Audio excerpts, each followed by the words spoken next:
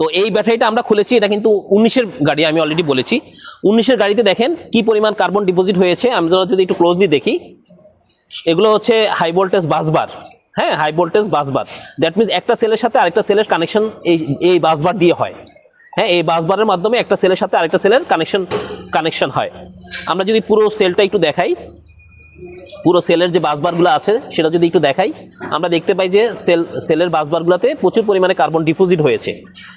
Actually আমাদের দেশে প্রচুর পরিমাণে রাশ থাকে অ্যাটমসফিয়ারে, তো প্রচুর পরিমাণে রাশ থাকার কারণে এই রাশটা আলটিমেটলি হচ্ছে ব্যাটারি যে ব্লোয়ার আছে, ব্লোয়ার দিয়ে হচ্ছে এই রাশটা হচ্ছে আমার ব্যাটারি প্যাকে চলে আসে, এবং আলটিমেটলি ব্যাটারিতে যে হাই ভোল্টেজ বাসবার আছে, বাসবারে আলটিমেটলি এই রাস্টগুলা ব্লক হয়ে কার্বন ডিপোজিট হয়, এবং এই কার্বন ডিপোজিটের কারণে একটা সময় পরে ব্যাটারি ঠিকমতো চার্জ অ্যান্ড ডিসচার্জ হতে পারে না, এবং ব্যাটারি ক্যাপাসিটি লুজ করে, এবং এই ক্যাপাসিটি লুজ করার কারণে হচ্ছে আমার ওভারঅল হাইব্রিড গাড়িতে মাইলেজ ড্রপ করে।